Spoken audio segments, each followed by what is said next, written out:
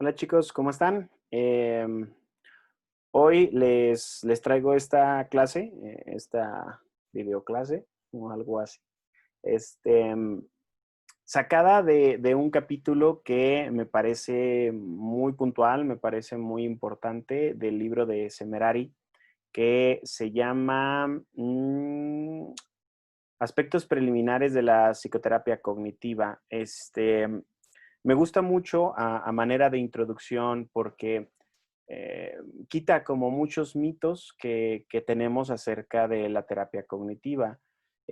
Bueno, eso es uno que habla un capítulo antes, pero uno de los primeros mitos que tenemos es que la terapia cognitiva, pues es la terapia cognitivo-conductual. La verdad es que la terapia cognitivo-conductual, pues es una de las terapias como bases de esto. Fueron de las primeras aplicaciones, la cognitivo-conductual y la racional emotiva, que se empezaron a hacer como parte de la teoría cognitiva. La teoría cognitiva ya viene desde antes, pero estas son como las primeras aplicaciones. Pero más de ahí, pues se han desarrollado muchísimas teorías al respecto, se han desarrollado teorías que tienen que ver con la percepción, teorías que tienen que ver con el cómo aprendemos, cómo procesamos información y tal, que pues vaya, son más, abarcan más que la terapia cognitivo-conductual. En general, la terapia cognitivo-conductual se ha estado nutriendo de todas estas nuevas teorías y aplicaciones, sobre todo ahora con cuestiones de neurociencias y demás. Pero bueno, entonces cuando hablemos de terapia cognitiva, quiero que entiendan que no hablamos de terapia cognitivo-conductual y no hablamos de terapia racional emotiva, sino que estamos hablando de las aplicaciones técnicas de la teoría cognitiva, ¿sí? Siempre y cuando se base en teoría cognitiva, le podemos llamar psicoterapia cognitiva, ¿sale? Entonces, como les mencionaba, el semestre anterior, pues vimos lo que es el encuadre de modificación de conducta basado en el análisis funcional, que a su vez está basado en la teoría conductista. Pero ahora vamos a ver la teoría cognitiva, sus aplicaciones, y pues bueno, ahora vamos a ver como cuestiones preliminares. Primero que nada, hay cosas que son indispensables para aplicar este enfoque. En alguna entrevista por ahí que me tocó revisar en estas búsquedas por ahí en YouTube de Albert Ellis.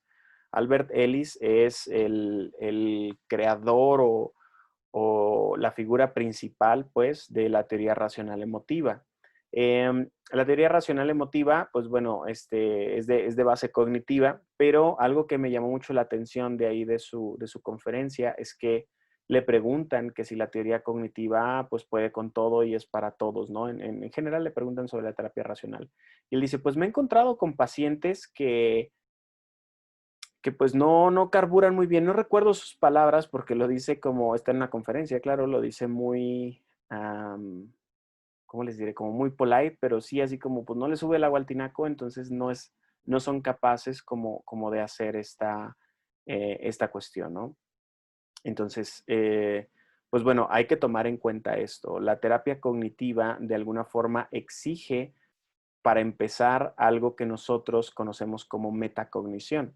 O sea, requiere que nosotros estemos al pendiente de los procesos mentales o de los procesos que estamos siguiendo para desarrollar nuestros esquemas mentales.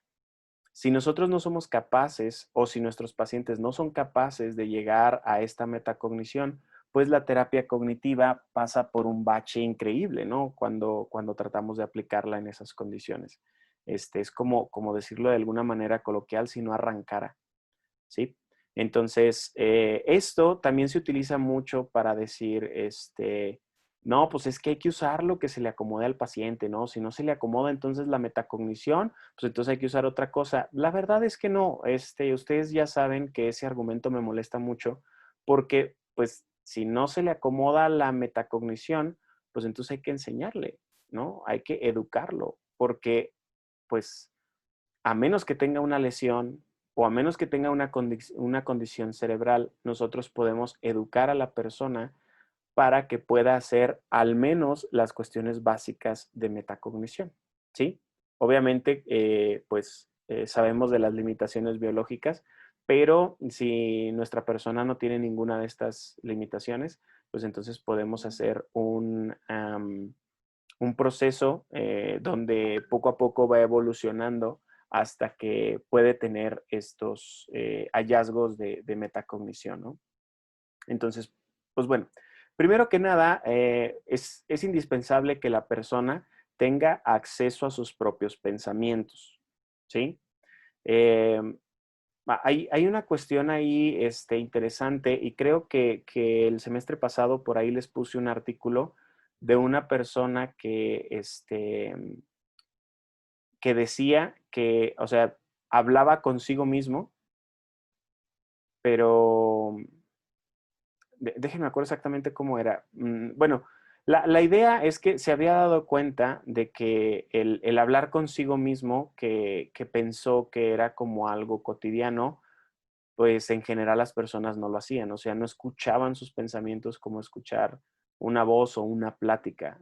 O sea, se dio cuenta al preguntar, pues, fortuitamente en algún momento que el platicar consigo mismo no era una práctica común que hacían las personas, sino que más bien, pues, teníamos como pensamientos que no los registrábamos como tal, pero que a veces nos llevaban como a estados de ánimo y cuestiones como esta.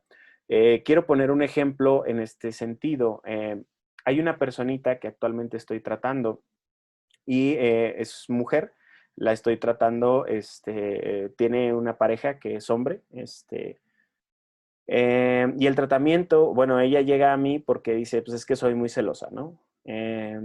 Entonces, pues bueno, no es algo como poco común, pero la idea es que en el tratamiento se me está dificultando mucho porque la mando a hacer ejercicios o hacemos ejercicios aquí como en la videollamada, pero casi siempre me termina con algo así como, no, es que los hombres son así, o sea, literalmente son así.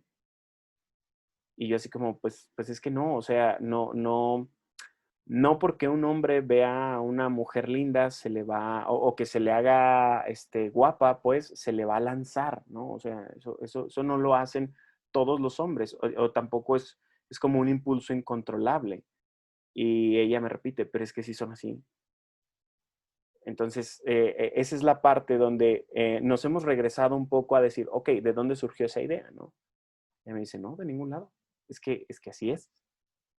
Ella lo toma como una especie de hecho y de momento no hemos llegado a esa parte donde ella hace la construcción de cómo llegó a esa conclusión, ¿sí? A pesar de que, por ejemplo, tiene por ahí un amigo de que le dice como muy puntualmente que él jamás le pondría el cuerno a su pareja y cuestiones como esa, y ella le cree porque lo ha visto como, digámoslo, controlarse o rechazar estos impulsos, como le quieran poner.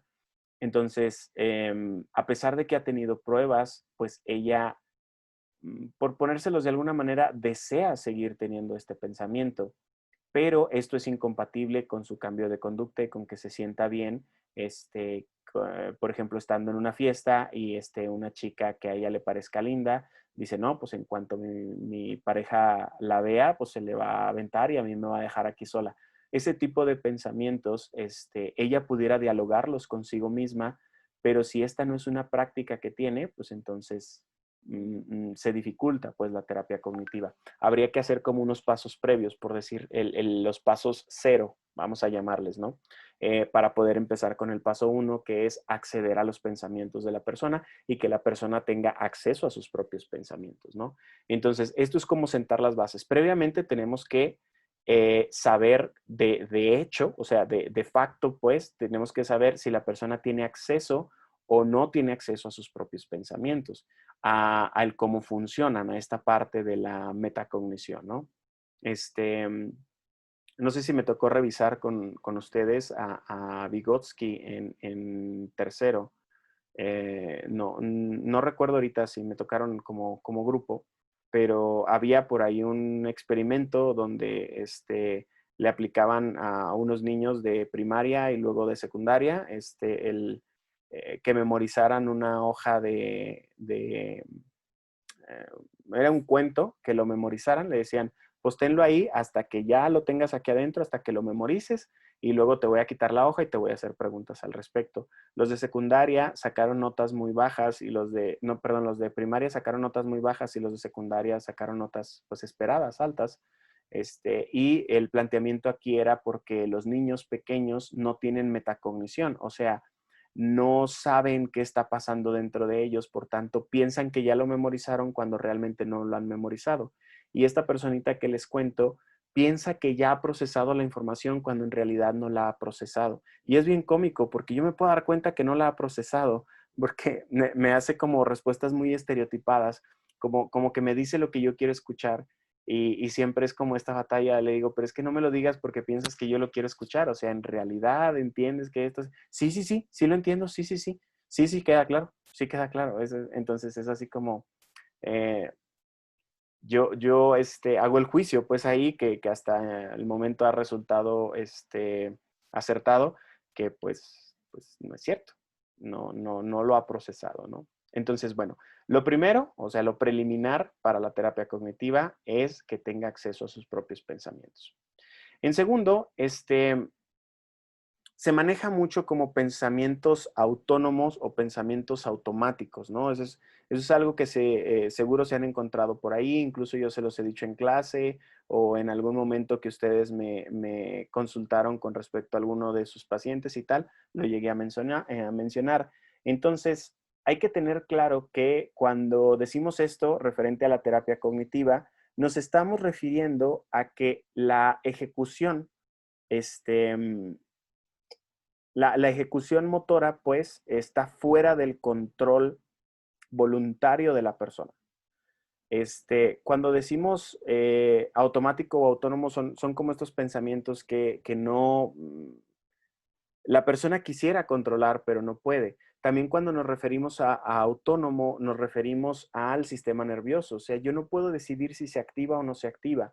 Y cuando está activado, yo no puedo decidir desactivarlo. Ahora, puedo hacer conductas que me ayuden a desactivarlo. Eso ya lo hablamos el semestre pasado, ¿no? Puedo hacer conductas que impacten sobre mi estado emocional. Sí, pero por voluntad no. Y es bien importante tenerlo en cuenta. Y es bien importante también que el paciente entienda que hay aspectos de sí mismo que son automáticos, que han sido programados por cómo ha vivido, o sea, los consecuentes que ha tenido en su vida lo han ido, para no utilizar la palabra programados, porque luego programados lo tiene como muy acaparada el coaching y estas pseudoterapias. Em, Educados, hemos sido educados, nuestro sistema nervioso ha sido educado, nuestras reacciones fisiológicas han sido educadas, nuestras reacciones, por ejemplo, faciales han sido educadas, entonces, pues, pasan a un aprendizaje que ya se dispara en automático. Pasa esta memoria de trabajo que es difícil, bueno, de hecho es imposible quitarla. Para quitar algo de tu memoria de trabajo lo tendrías que sustituir por otra cosa.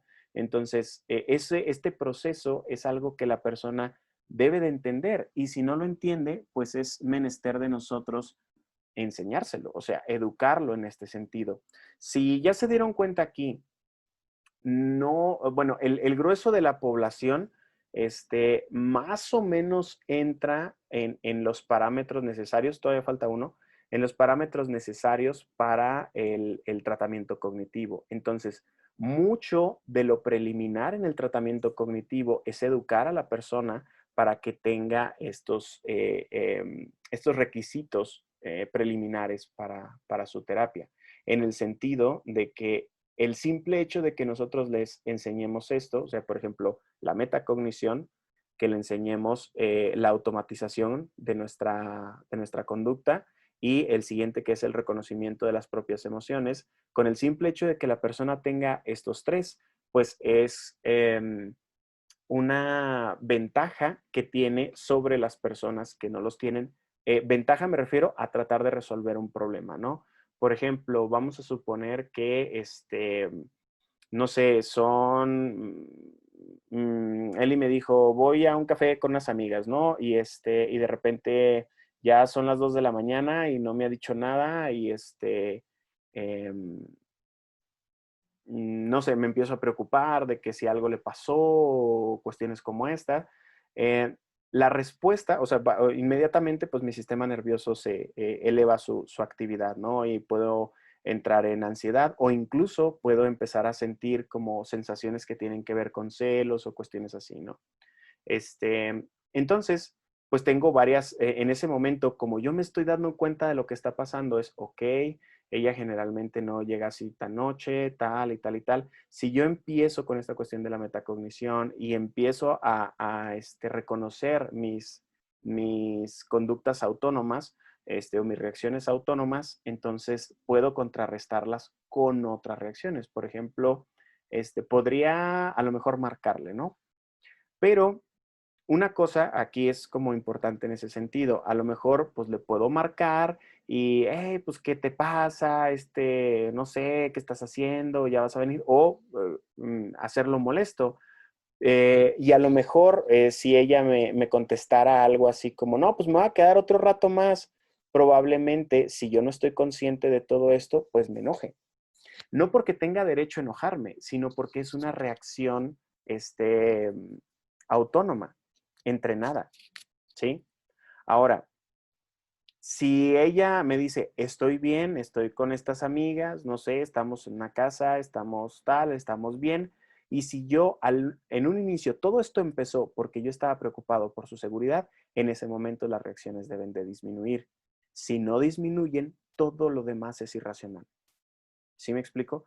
Es un proceso, este proceso que les estoy contando es un proceso que literalmente lo hago así con mis pacientes. O sea, es como esta educación de, mira, si empezó aquí, o sea, si empezó aquí y ella te dice, se me ponchó la llanta en un barrio así feo, tal y tal y tal, entonces, pues bueno, es justificado y el incremento de la activación de tu sistema nervioso es justificado y todo lo que tú quieras, bla, bla, bla.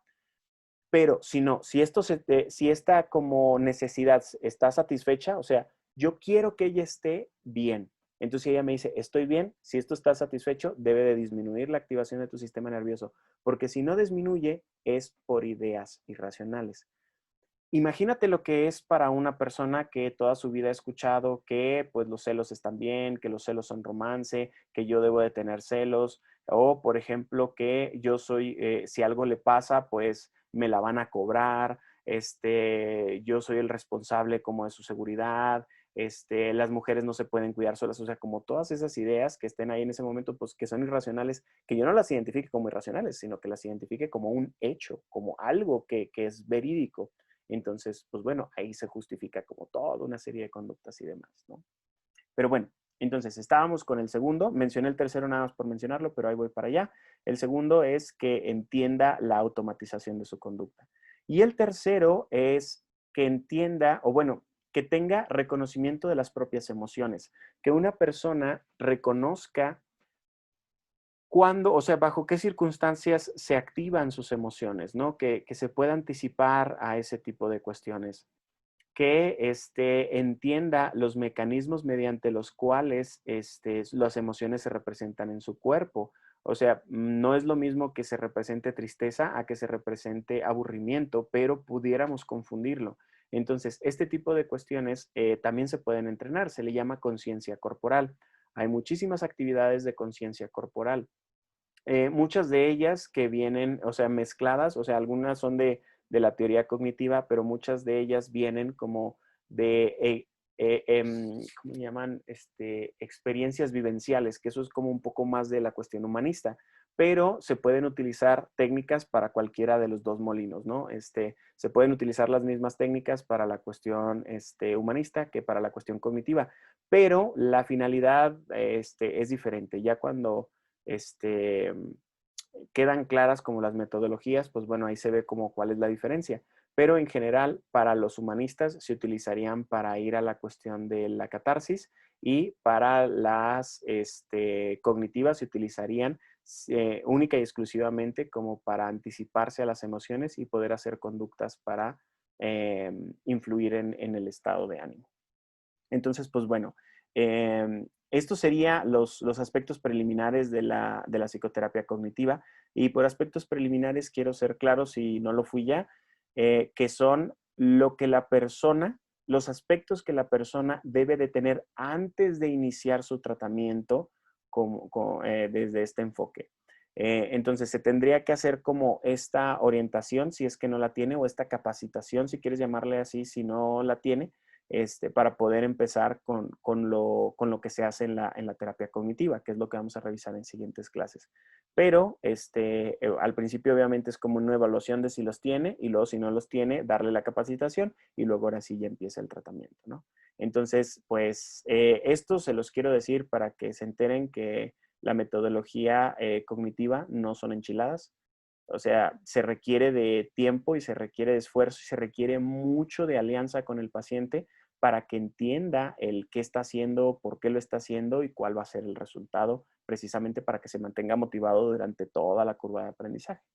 Entonces, pues bueno, ahí dejaríamos el video y pues las dudas, como siempre, para la clase. Entonces, nos vemos jueves o viernes, no recuerdo, pero pues nos vemos por ahí. ¿Sale? Bye.